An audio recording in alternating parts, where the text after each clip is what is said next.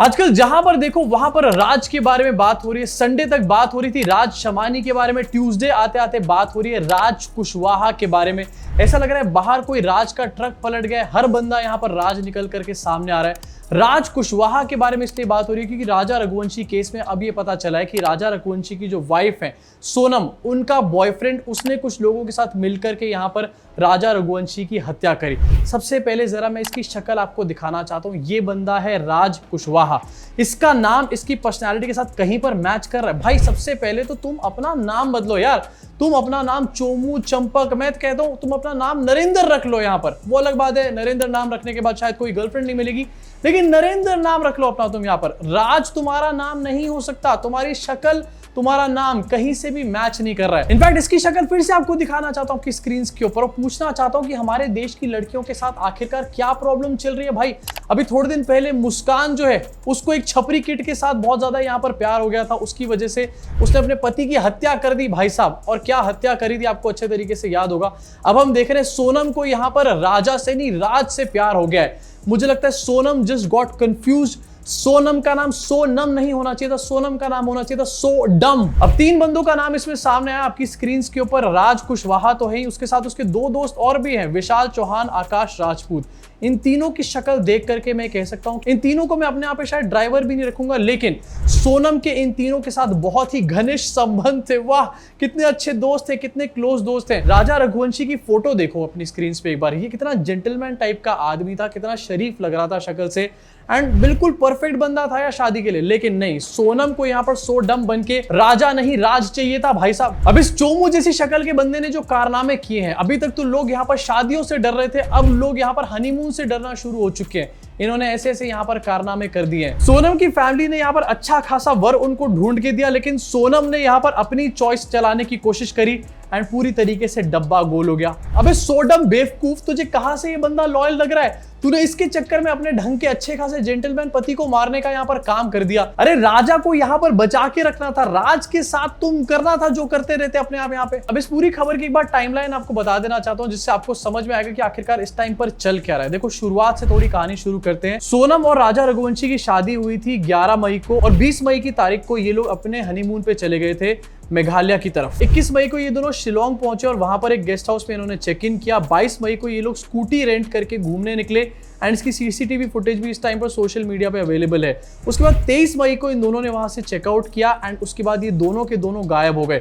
सीधा cut to 10 दिन बाद 2 जून को यहाँ पर राजा रघुवंशी की बॉडी मिलती है एक जगह से। ऑटोप्सी होती है और ये पता चलता है कि उनके सर पे काफी बार मारा गया था किसी शार्प ऑब्जेक्ट से, और उसकी वजह से उनकी मौत हो गई। उसके बाद 9 जून को यानी कि कल के दिन सोनम रघुवंशी भी यहाँ पर मिलती है गाजीपुर के एक ढाबे से। जब ऐसे बंदे से, छपरी से यहाँ पर प्यार किया था तो ढाबे पे तो पाई जाओगी ना। अब इसमें इन्वेस्टिगेशन यहाँ पर पहुंची कि जितने भी अक्यूज्ड हैं उनको अरेस्ट कर लिया गया, लेकिन राजा रघुवंशी की फैमिली ये कह रही कि और लोग भी इसमें शामिल हैं। लगभग 3-4 लोगों का नाम और यहाँ पर बताया जा रहा है, एंड दूसरी तरफ यहाँ पर सोनम को भी अरेस्ट कर लिया गया। क्लियरली यहाँ पर मोटिव भी मिल गया है, और यहाँ पर इन्वेस्टिगेशन क्या चल रही है ये भी मैंने आपको बताने का काम कर दिया है। अब जहां पर सोनम ने तो डम काम कर ही दिया है, लेकिन इसको लेकर के अब कुछ मीम पेजेस जो है हमारे देश में ये नैरेटिव चलाने की कोशिश कर रहे हैं कि महिलाएं जो है वो आदमियों के लिए बहुत ज्यादा खतरनाक है। भाई साहब ये वही लोग हैं जो थोड़े दिन पहले तक कह रहे थे कि शादी नहीं करनी चाहिए। What if your wife is like this, कहीं तुम्हारी वाइफ तुम्हारी हत्या ना यहाँ पर कर दे। अबे तुम लोग शादी इसलिए नहीं कर रहे हो क्योंकि तुम्हारी वाइफ ऐसी हो सकती है, तुम लोग शादी इसलिए नहीं कर रहे हो क्योंकि तुम्हारे को लड़की नहीं मिल रही। और अब इन्होंने ये कहना शुरू कर दिया है कि महिलाएं जो है आदमियों के लिए कितनी ज्यादा खतरनाक है। मीम्स चल रहे हैं इसके ऊपर, लेकिन मीम्स के थ्रू यहाँ पर नैरेटिव सेट करना ही इनका ऑब्जेक्टिव है। आपको दिखाना चाहता हूँ situation of main in India. आदमी लटका हुआ है, एक तरफ स्टैम्पीड, एक तरफ कोरोना, एक तरफ थार है, और एक तरफ यहाँ पर वाइफ बैठी हुई है।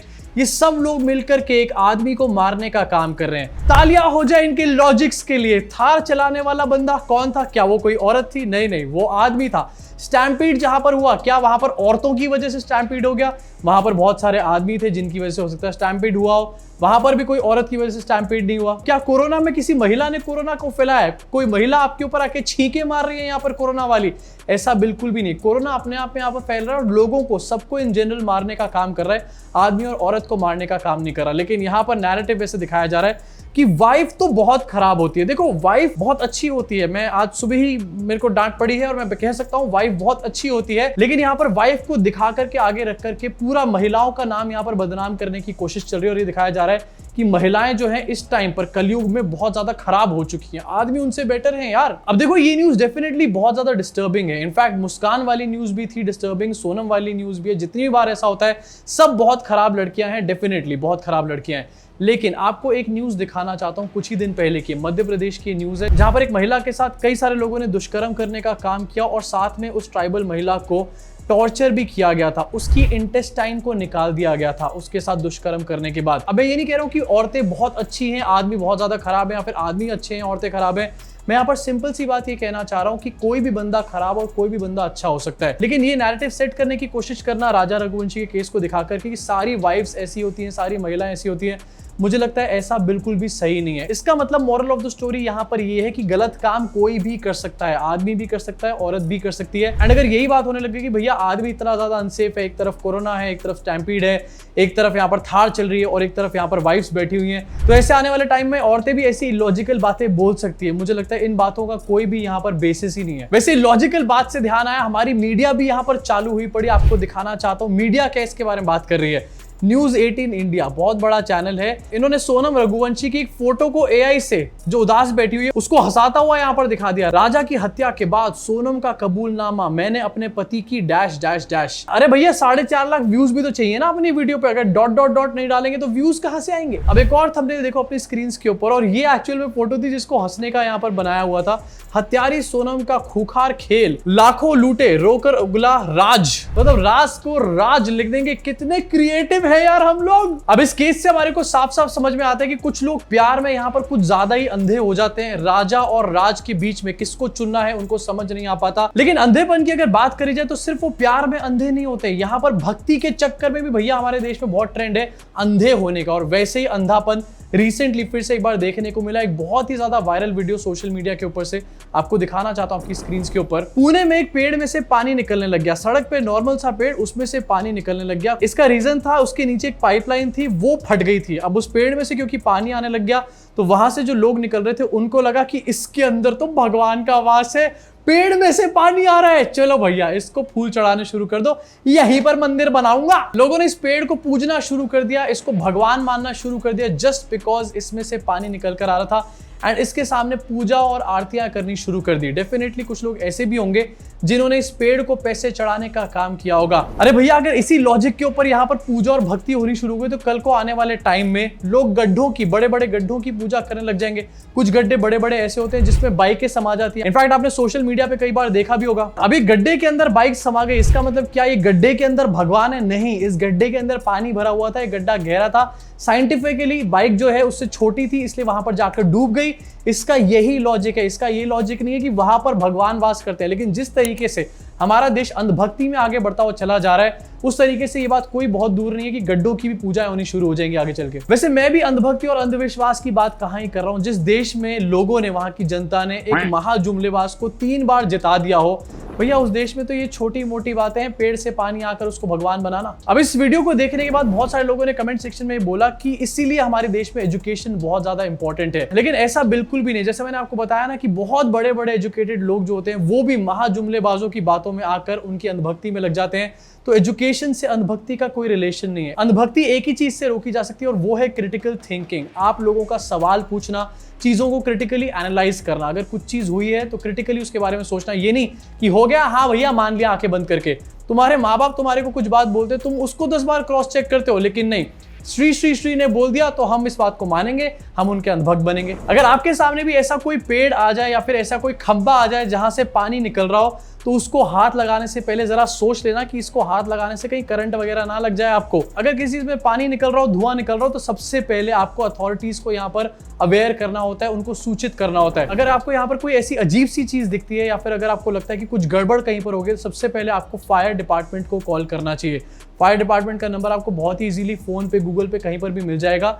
लेकिन आपको फायर डिपार्टमेंट को कॉल करना चाहिए, उसके बाद वो लोग बताते हैं कि आखिरकार आपको क्या करना है। अब ये तो चल रहा है हमारे देश के अंदर, कहीं पर एक लव ट्रायंगल की स्टोरी चल रही है, उसको छापा जा रहा है बार बार। दूसरी तरफ पुणे में एक पेड़ की अंधभक्ति करी जा रही है, उसकी पूजा करी जा रही है। लेकिन इंटरनेशनली क्या क्या चल रहा है आपको दिखाना चाहता हूं। अमेरिका के एलए में रिसेंटली प्रोटेस्ट हुए और प्रोटेस्ट जो है बहुत ज्यादा हिंसक हो गए।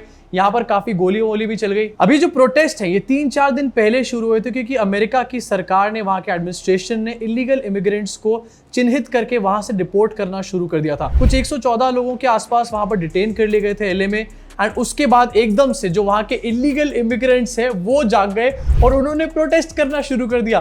भाई इलीगल इमिग्रेंट्स प्रोटेस्ट कर रहे हैं, अबे इससे लाख गुना अच्छा तो हमारा इंडिया, ये कम से कम मीनिंगफुल प्रोटेस्ट तो होते हैं यहाँ पे। यहाँ पर तो इलीगल इमिग्रेंट्स प्रोटेस्ट कर रहे हैं। और ट्रम्प चाचा से कहना चाहता हूँ, ट्रम्प चाचा बहुत ज्यादा इनको क्रेडिट की पड़ी हुई है, इनको बहुत ज्यादा पड़ी हुई है कि इन्होंने वॉर रुकवा दी पापा। अबे पहले चाचा अपने कंट्री के अंदर तो वॉर रुकवा दो। तुम्हारी कंट्री के अंदर यहाँ पर इतनी बड़ी वॉर लाइक सिचुएशन हो रखी है, उसको तुमसे रोका नहीं जा रहा, लेकिन इंडिया पाकिस्तान की सिचुएशन को हैंडल यही कराएंगे। अभी जो प्रोटेस्ट है और ये जो वायलेंट हो गए यहाँ पर, इसमें बताया जा रहा है कि ज्यादा नंबर ऑफ पीपल जो है वो मैक्सिकन इलीगल इमिग्रेंट्स ही हैं।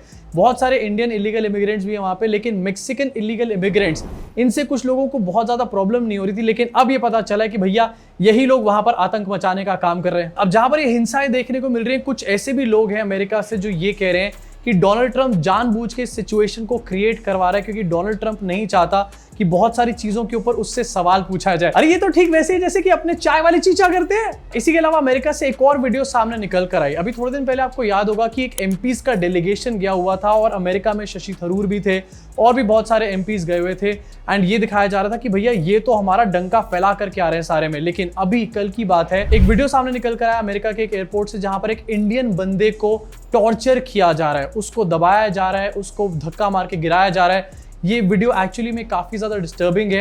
एंड इसको देखने के बाद एक चीज तुम लोग समझ लो, डंका वंका मोदी जी का कहीं नहीं बज रहा। न्यूज में हो सकता है बज रहा हो, लेकिन अमेरिका में तो नहीं बज रहा।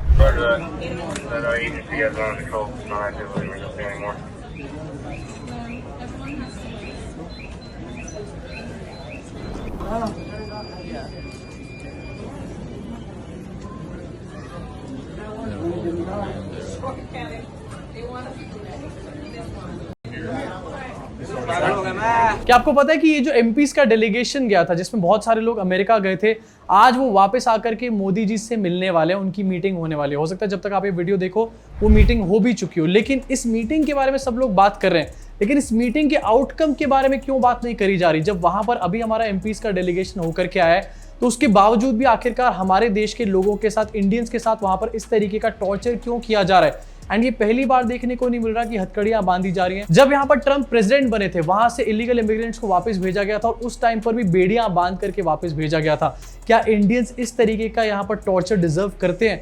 अगर नहीं करते तो आखिरकार मिस्टर 56 इंच वाले श्री श्री चाचा किधर है? अब बहुत सारे लोग सोशल मीडिया पे इसका जो ठीक रहा है वो आरएसएस के सर फोड़ रहे हैं। हो सकता है ऐसा हो रहा हो, क्योंकि आरएसएस अपना प्रोपेगेंडा जो है वो बाहर के देशों में इस टाइम पर बहुत जोरों शोरों से फैलाने का काम कर रहा है। एंड उसकी वजह से एक डिवाइड भी क्रिएट हो रहा है वहां पर। इसको लेकर के हो सकता है वहां से एक रिएक्शन निकल कर सामने आ रहा हो। एंड ये कोई बड़ी बात नहीं कि आरएसएस की वजह से ये सब चीजें हमारे को देखने को मिल रही हैं। इनफैक्ट अगर मैं आरएसएस को भी यहाँ पर ना लूं, तो इन जनरल अगर बात करी जाए, ट्रंप के आने के बाद से इस तरीके की चीजें बहुत ज्यादा देखने को मिल रही है। इनफैक्ट रिसेंटली ट्रंप ने पाकिस्तान की तारीफें करने का यहाँ पर काम किया और ये भी बोला कि पाकिस्तान एक बहुत स्ट्रॉन्ग, एक बहुत ही इन्फ्लुएंशियल नेशन है। ये बात बहुत लोगों को पसंद नहीं आएगी। इंडिया को यहाँ पर इशारा किया जा रहा था, लेकिन ट्रंप सीधा सीधा यहाँ पर पाकिस्तान की फुल ऑन तारीफें कर रहा था। जब मोदी जी और ट्रंप इतने अच्छे दोस्त हैं, जब मोदी जी का डंका बज रहा है, जब इनका 56 इंच है, तो आखिरकार ट्रंप इनका 56 इंच और इनका डंका क्यों नहीं बजने दे रहा है यहाँ पे? मुझे समझ नहीं आ रहा। आपको समझ में आए तो नीचे कमेंट सेक्शन में अपनी भड़ास यहाँ पर जरूर निकालना। इसलिए जाते जाते आपसे 2 अपील करना चाहता हूँ। पहली अपील है कि वीडियो को लाइक जरूर किया करो। ऐसा करने से यूट्यूब ऐसी वीडियोस को जिनमें सच होता है उनको और लोगों तक रिकमेंड करता है। दूसरी अपील यहाँ पर यह है कि प्लीज आगे आइए और चैनल को यहाँ पर सपोर्ट करिए, मेंबर बनिए, या फिर सुपर थैंक्स का बटन भी आप दबा सकते हैं। अभी के लिए सिर्फ इतना ही। Bye bye.